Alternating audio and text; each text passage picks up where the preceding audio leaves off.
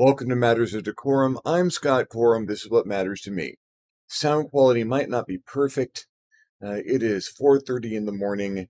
It is super hot outside. There's an air conditioner in the office keeping me alive. I am going to have to deal with whatever I get out of my AI voice filter. Second week of working with the map that I started working on last episode. I've missed a week. So third week in the project, second episode. It's 4 o'clock in the morning. My brain is not processing super well. I spent a lot of time turned this direction to work on my Wacom tablet last week. And I've got an articulated arm so I can actually induce it to come a little bit more to me than me to it. So hopefully this will improve some of that voice quality. Where was I?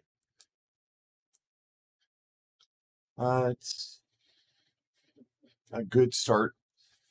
I may have had a couple of abortive attempts to get back to this, and keep coming back to this, so much so that I'm going to save this as another attempt here and now.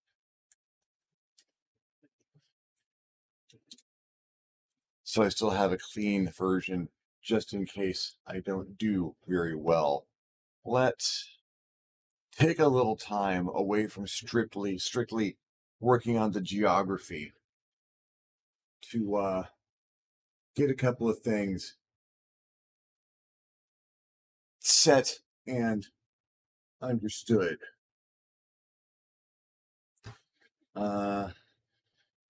That is about 100 miles. Let's just call it 100 miles on this map. And why is that 100 miles? I did some research. I had a look around at some other maps. More importantly, I looked at a map and the dimensions of my home state of California, which is roughly 800 miles north to south. There is a tremendous amount of varied geography in California. In the space of that 800 miles, you have beach, mountain, forest, hills, desert. You've got a bunch of different biomes kind of jammed together, and a 4 or 5 hour drive up the coast will take you past most of them. So, basing something this size on that kind of scale gives me a sense of how much stuff I can pack in here, which is a lot. That also gives some context to features that we've already got developed. These islands are pretty big, actually, the size of states. That mountain range is about 300 miles across, almost 25 miles wide. It's an actual barrier to passage. So we've got that. And then another thing I need to add. Uh,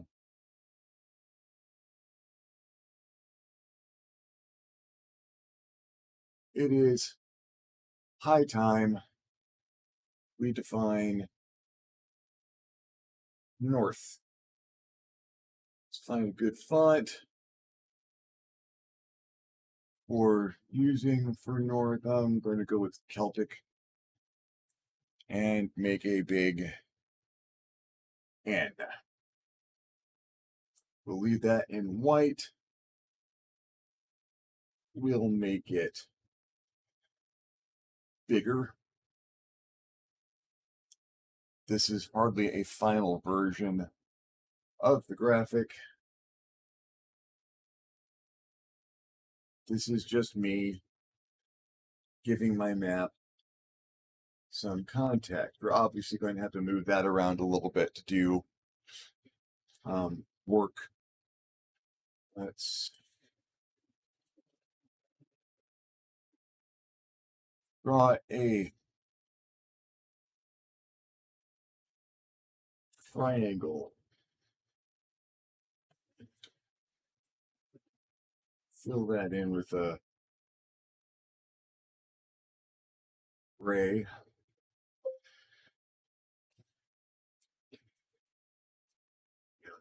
The type layer. Do this on next layer up. Thank you. That's stroke.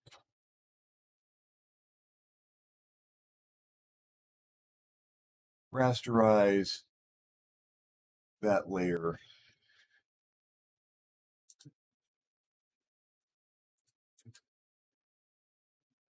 Deselect everything because it's getting in the way now. Duplicate this layer.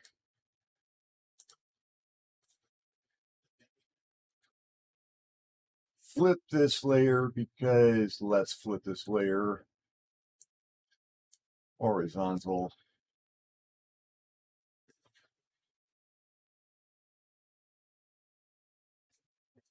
Drag it over a little bit. Let's go ahead and let that line overlap a little bit. Merge these layers.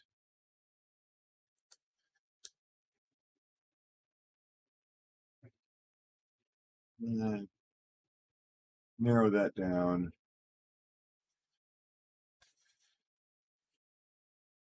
North. That way. It's easy to assume north is that way on a map, and there's no reason not to, really. But for now, let's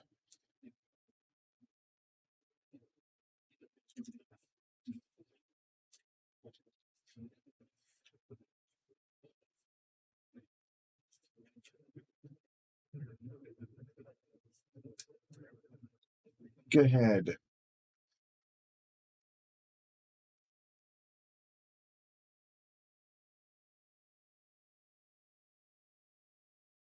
Bring this in. Zoom in a little bit so I can do fine work.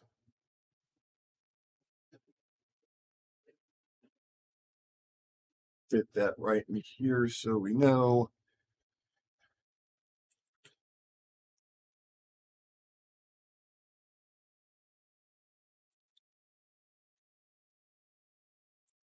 About like that.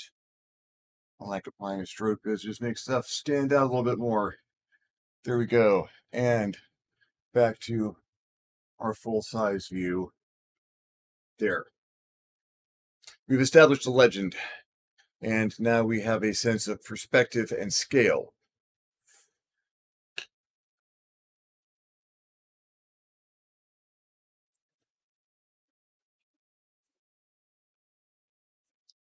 There's no reason I can't move absolutely all of that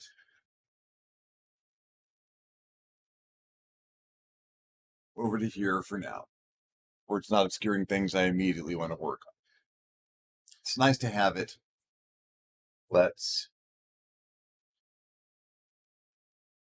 Yeah, that works. I'll put a nice background behind that and fancy it up a little bit, put some extra symbols in, maybe resize a couple things. It's a rough. There are laws to geography.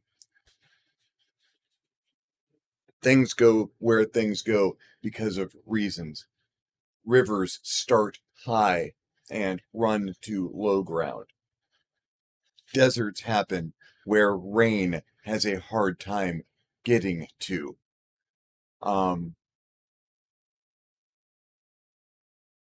lot of this is dependent on tides and wind currents. And a lot of that we're not going to be able to see, but we'll be suggesting as we put our features in. So there has to be some kind of overriding thought and logic behind these placements. Let's do some rivers. I'm going to do rivers by erasing some parts of my landmass. Because all I've got showing underneath that at the moment is the water layer. It is a given that big lakes close to mountains are probably fed by a mountain stream, snowmelt, springs, and we can feed both of those rivers, which suggests there might be a way to pass between those a little bit easier. If you can get halfway up that, you can get all the way to the top of the mountain, you might be able to take rapids most of the way down. They'll be dangerous. You'll probably die, but you can try it. Rivers make great enemies for your party. But water gets distributed, runs from high to low, always trying to get to the ocean. So we can connect some of these water features, expand them a little bit. You don't always have to hit the ocean, but given a chance, they absolutely will.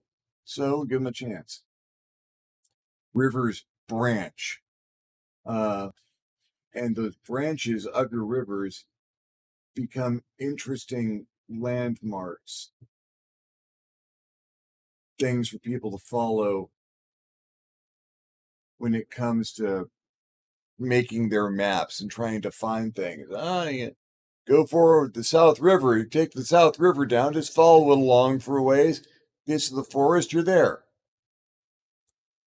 Especially when traveling very long distances.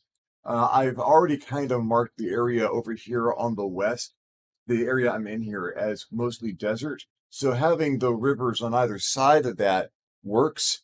Uh, rivers can pass through deserts. They tend to make deserts better on their immediate banks. For reference, see the Nile. The flooding of the Nile creates a crescent valley that is fertile and allowed for the Egyptian civilization to grow.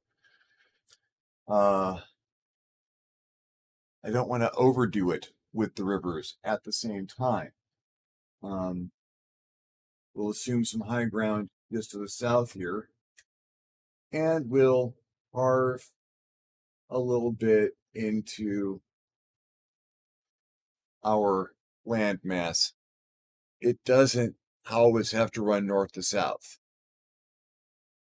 Most of the rivers we're familiar with in the United States run north to south. The Mississippi certainly does. Leads to a river delta. River deltas, fascinating places. Let's put a delta in. This looks right here, kind of ripe for a river delta. Great place to grow wet grains like rice. Terrible place if you're afraid of oceanic creatures or bog monsters.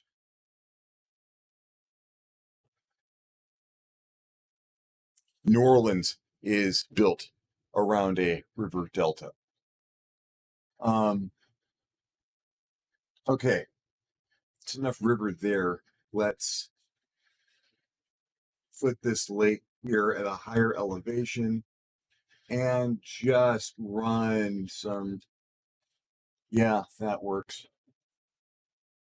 There are going to be rivers from this northern area. Now, this northern area's done something interesting, and formed kind of my Arctic area, or the beginning of my Arctic. This is 800 miles. It's not equatorial.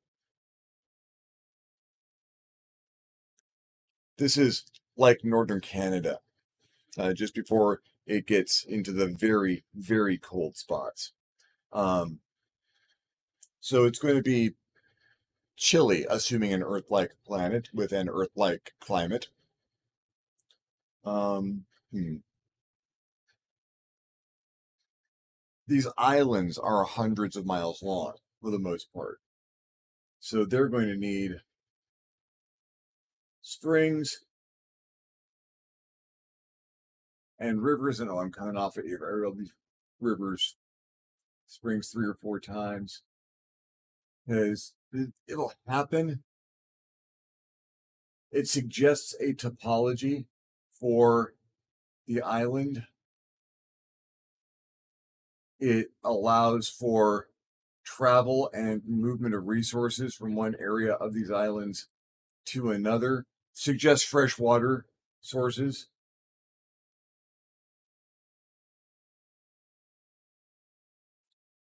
This place just needs a river. Just needs it.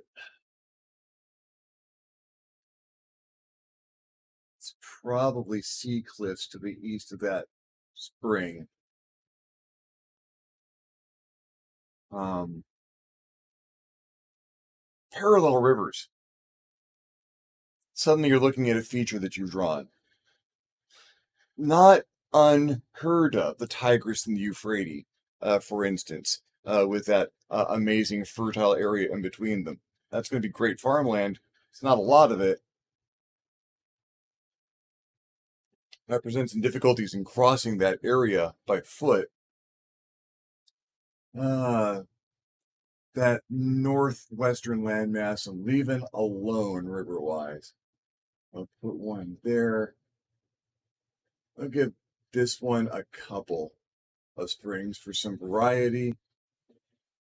Throw that one there. That just wants to go to the ocean. Open that up a little bit. Go a couple of directions.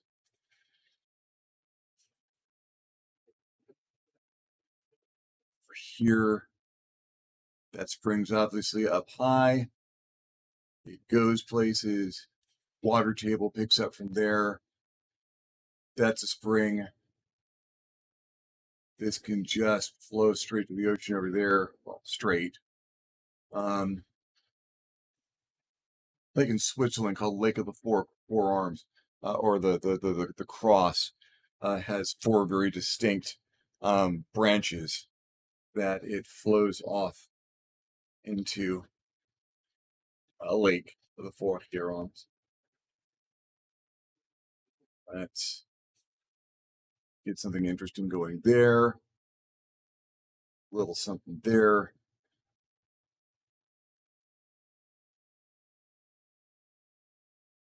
Make that just a bigger bay. Rivers. Okay. Now that we have some rivers, let's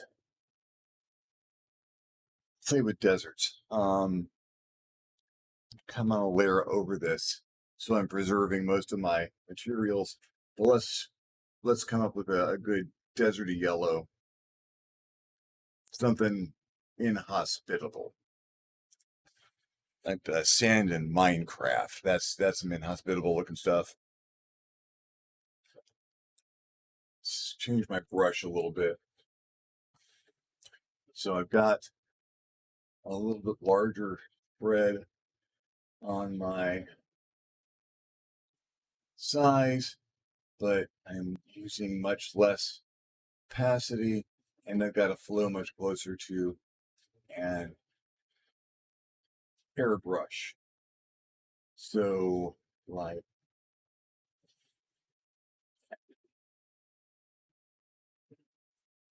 so I can paint some more desert. Let's make that even more yellow, so it just stands out a bit. There. Not too much, just enough. Mountains form barriers to rain.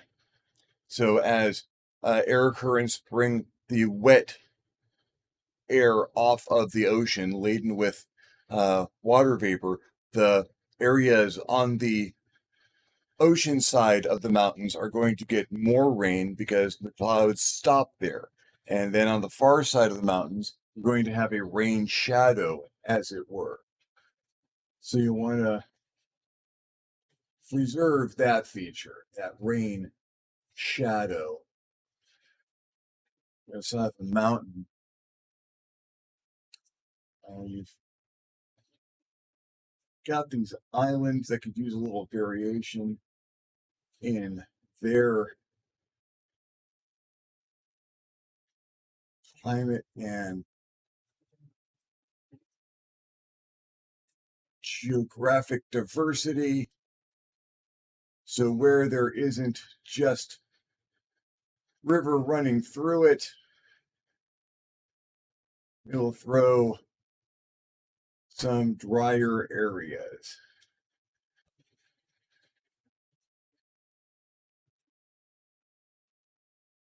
Cold areas can also be deserts. Antarctica is one of the largest deserts on the planet. It's based on rainfall, not so much temperature. Now, doing this suggests islands with sandy beaches, which is perfectly normal. Little greenery in there, so they're survivable. I'm visiting that one. I'm going to start things off at that island. Okay.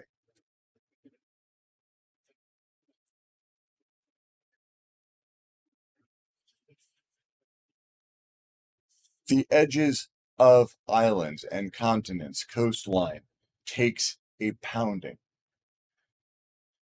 Water is relentless. Where it crashes into shore and grinds rock against rock, and you will find the results of that in sand. You'll find what it does to the creatures there in the form of shells over time.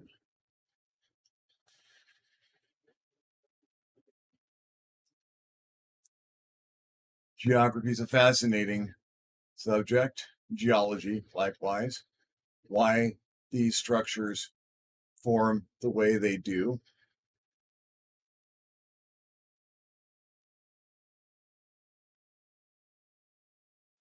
I'm pretty happy with this so far. I'm not going to do too much in the north. I need to lay out the north a little bit for now.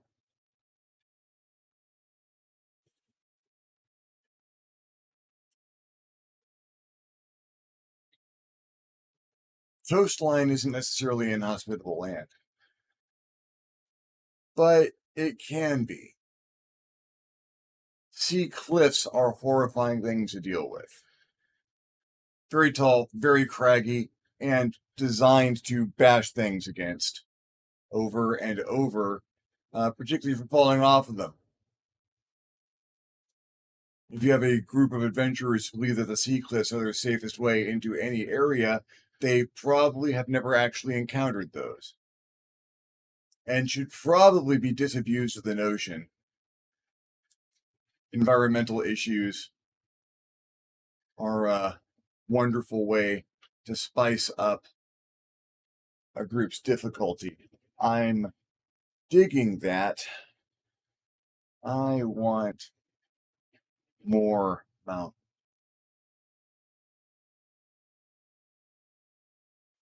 Because now I'm kind of seeing it. Oh, come on. And sometimes my cursor is easier to deal with than my mouse or than my pen.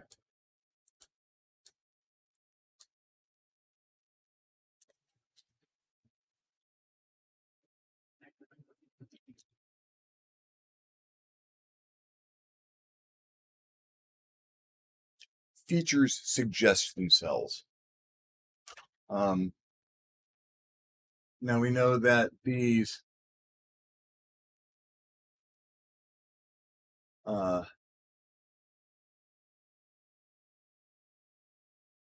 high altitude springs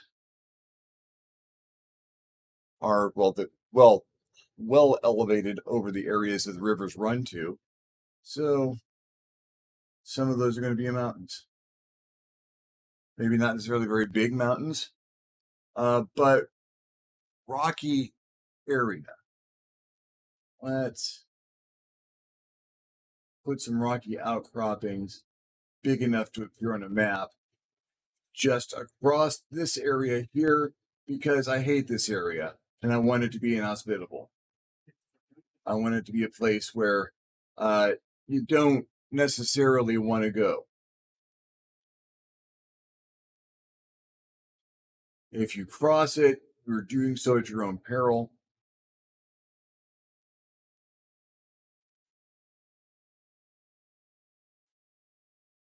It's a range of outcroppings.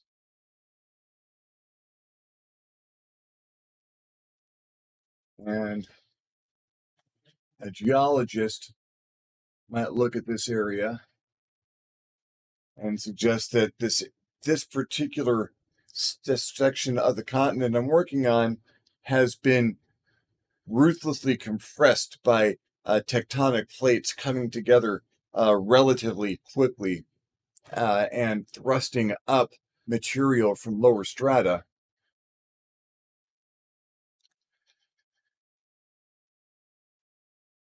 So this is a mountainous region.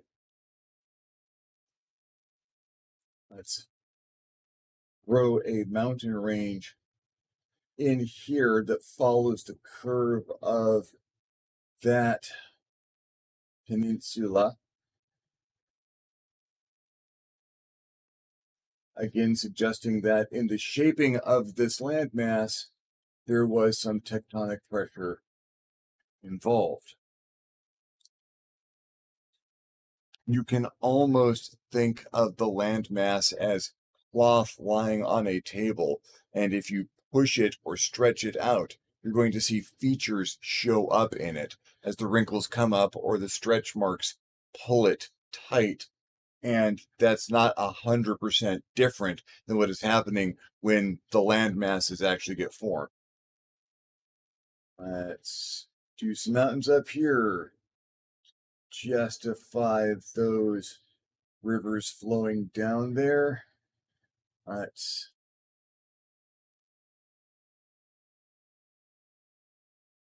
put an inhospitable looking chunk of rock at the end of this bit of landmass there because that looks like a great place for a wizard or emperor to have an impassable tower, either a college of magic or maybe a prison of some sort, someplace that is supposedly completely inaccessible. A good wizard, a good villain, will use the geography that they have been given to their best advantage. I'm going to, let's see, the other side of the map, these mountains, this little thing here could certainly use a mountain range. Having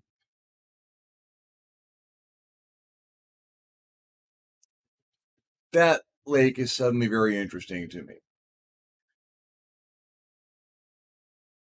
On a fantasy map, on a science fiction map, on a map that is primarily fictional, having one or two enigmatic features that don't look completely natural.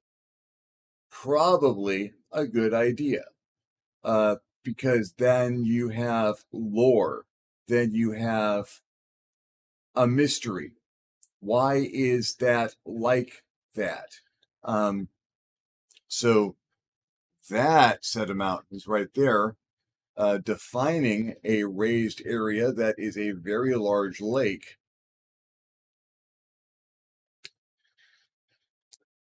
The impact from meteorites is universally circular.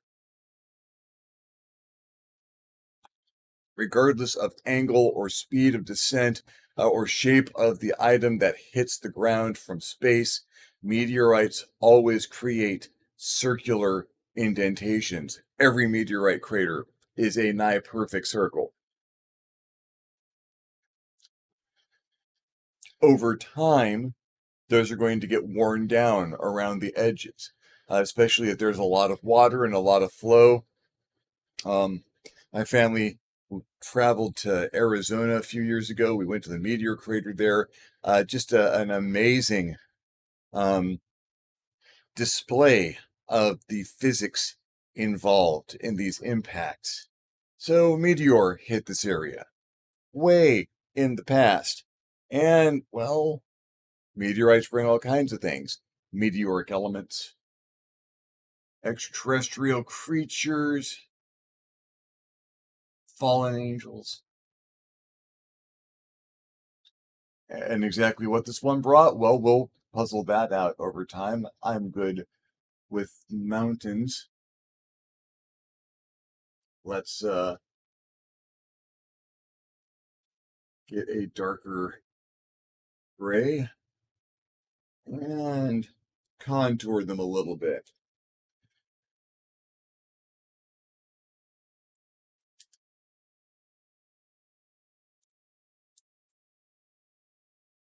Give them some depth. Not necessarily shading, but some idea of where they are taller and where they are not.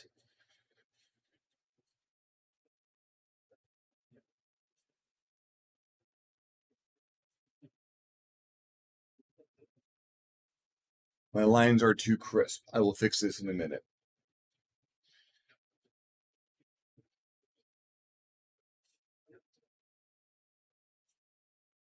There we go. Happier with that.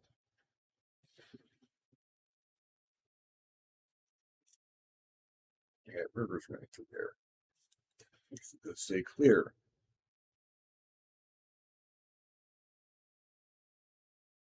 This needs to be really craggy, really ugly, really upsetting to deal with. This more so over here. These on the east side. Suddenly that suggests a five-pointed pentagram inverted, which isn't a good thing. Well, depending on your particular philosophical bent. Generally regarded as the sinister version of the symbol, or left-handed. Here. So was it an accident that it created a crater like that erodes those mountains? Probably not. Okay, I said my lines were too sharp and I was doing something about that. Smudge tool immediately makes it look a little bit more organic, a little bit less deliberate, a little bit more like something you had to put on the map because it was there, and less like something you put on the map because you felt like putting it on the map.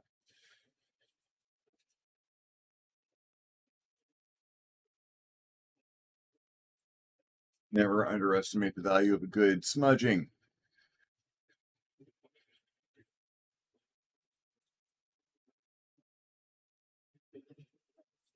This is going to give us kind of rounded, um, less craggy looking mountains, which I'll fix in a minute.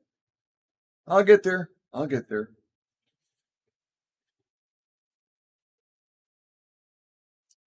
Now we'll just go back my eraser and take some chunks out. Give me a more fraggy, sharp, spiky appearance to these bleeding, inhospitable looking mountains. Remembering our scale, these are dozens of miles long. They're not impassable. And creatures that use mountains as their habitat will gravitate to them. Another reason this area is going to be difficult to pass through.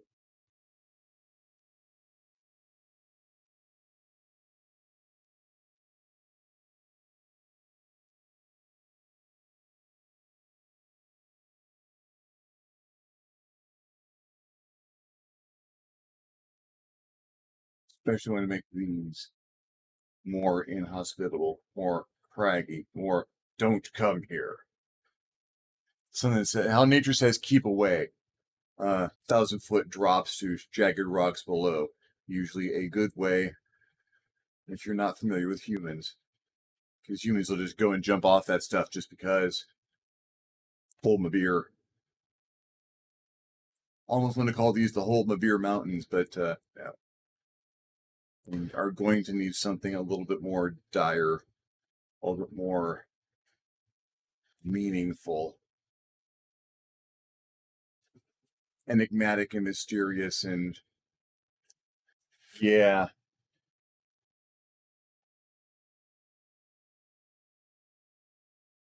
Now, I'm not going to do too much more with this map geographically. That is a lot of features when it comes right down to it.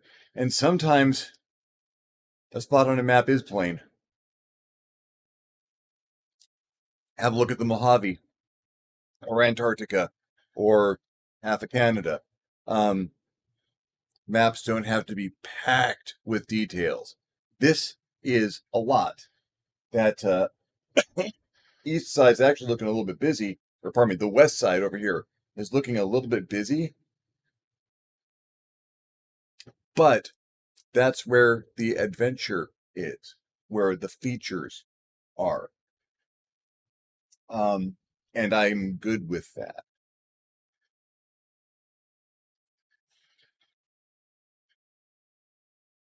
This map is turning into a map for a campaign where there is likely going to be a lot of travel because of that scale that we're dealing with.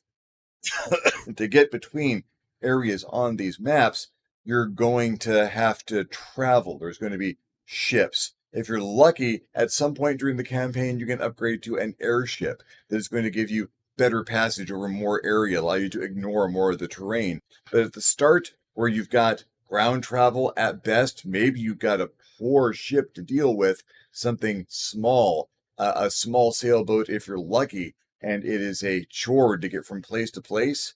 And upgrading your ability to travel becomes a large part of the campaign. That's a, yeah. So this is where I'm going to leave the map for now. Let me make 100% sure I save that. And transition back to our traditional camera angle. The map starts to suggest a campaign. The campaign starts to inform the map. It gets to be a synergetic process past a certain point.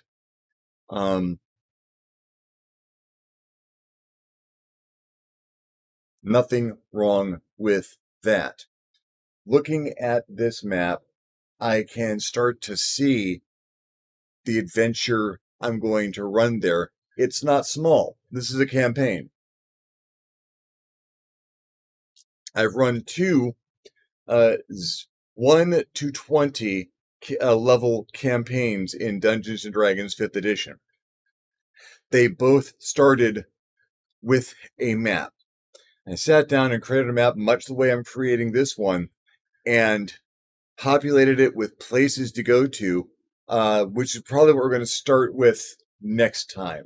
Is we'll actually start dropping cities and discussing how their disposition is affected by their location on the map, and what that tells us about our campaign and what our characters are going to be doing in that world.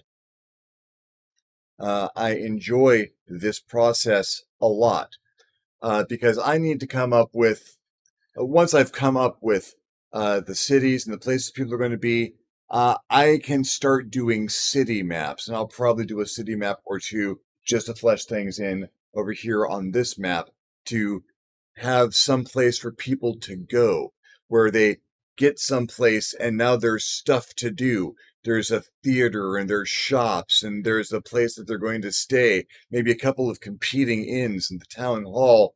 And uh, the more of this stuff you have on the map, the more people are going to want to go there. So it's all part of a big feedback loop. The better you make the map, the more interesting you make the map, the more people are going to want to invest their time and effort into particular areas of that map. The more people put their energy into particular areas of that map, the more you feel like fleshing that map out.